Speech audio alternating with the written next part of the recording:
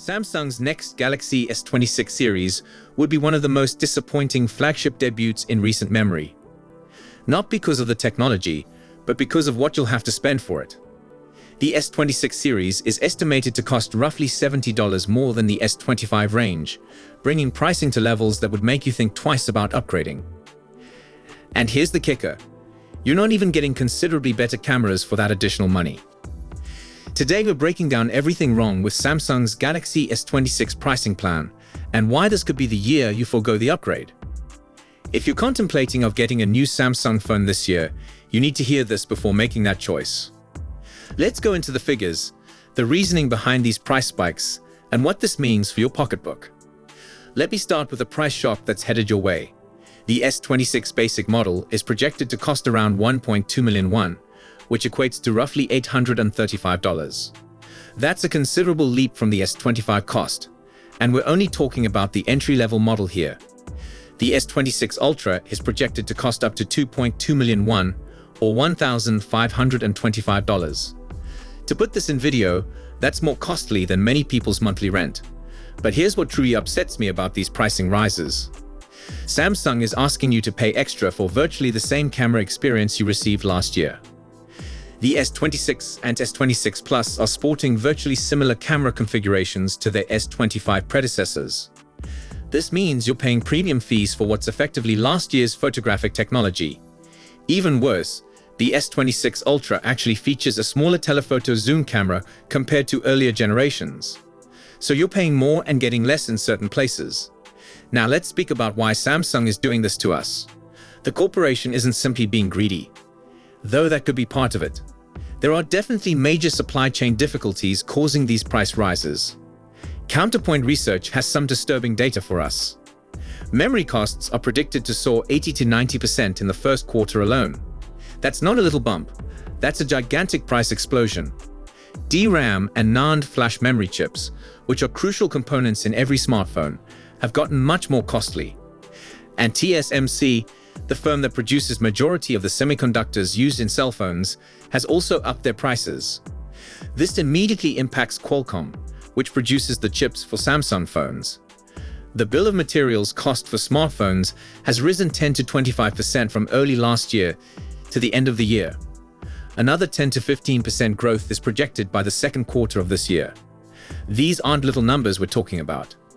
When you sum together all these cost increases, it becomes evident why Samsung feels forced to hike pricing.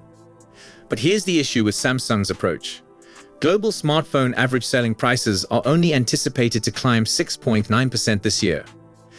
Samsung is pushing prices up far faster than the industry average.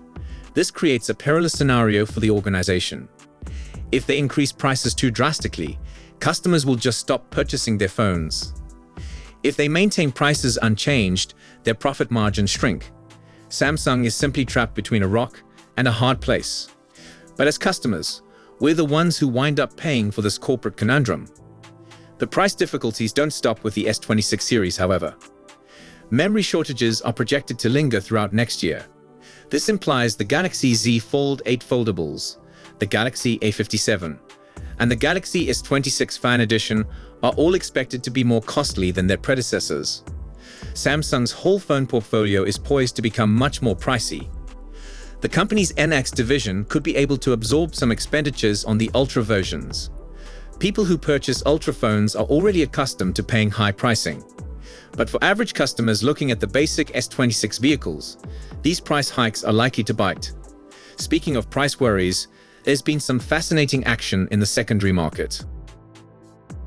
Someone was apparently attempting to sell a S26 Plus for $1,650 on Craigslist before the official launch.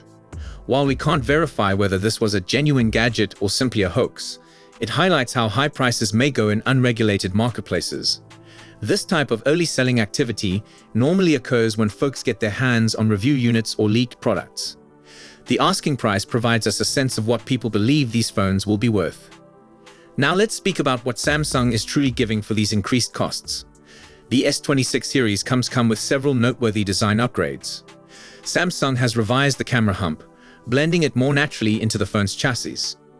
This offers a more cohesive and polished design compared to earlier versions. The phones will be available in many color variants. Standard versions available in black, cobalt, violet, sky blue, and white. The Ultra model has special hues including pink, gold, and silver shadow. The S26 Ultra offers a matte black coating that's meant to give greater grip and eliminate fingerprints. Samsung is also adding privacy display technology, which might be handy for workers who deal with sensitive information. The screens are said to have 10-bit color depth, which could give richer and more brilliant colors. The AI features are receiving substantial updates throughout the spectrum. The phones will incorporate clever camera changes that automatically optimize settings depending on your situation. Predictive text features should make typing quicker and more precise. The AI will also deliver unique app recommendations depending on how you use your phone. System performance improvement with AI is another essential element. The phones should automatically manage battery life, background activities, and multitasking more effectively. These AI advancements are aimed to make the phones more intuitive and user-friendly. But here is my question. Are these upgrades worth spending $70 extra for each device? The design improvements are pleasant, but they don't fundamentally affect how you use your phone.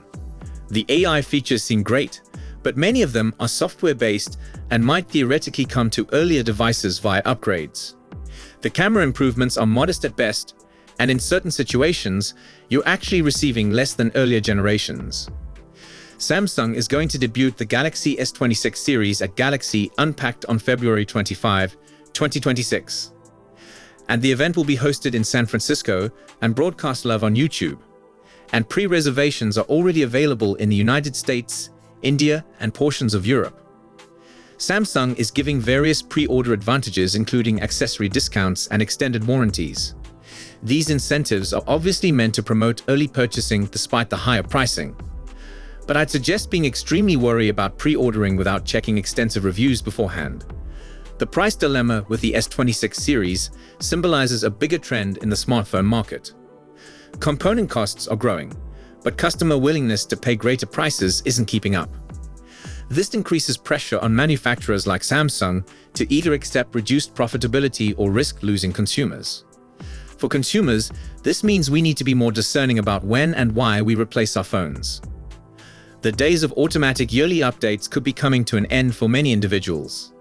If you are presently utilizing a Galaxy S24 or S25, the improvements in the S26 series may not justify the premium. You could be better off waiting for rates to come down or looking at alternate possibilities. Samsung's pricing approach with the S26 series seems like a test of user commitment. The corporation is effectively asking users to pay more for incremental improvements.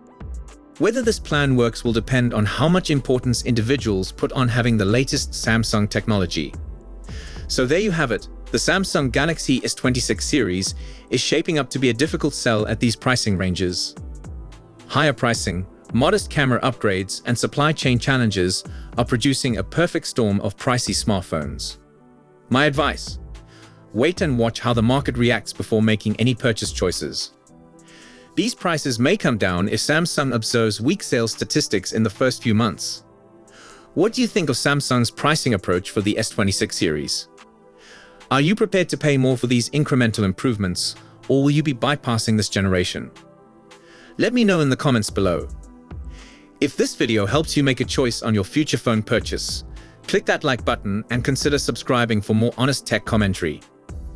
And remember, sometimes the greatest improvement is the one you don't make. So that's it for today's video. Thanks for watching, and don't forget to hit that like button and subscribe to our channel for more tech news and updates.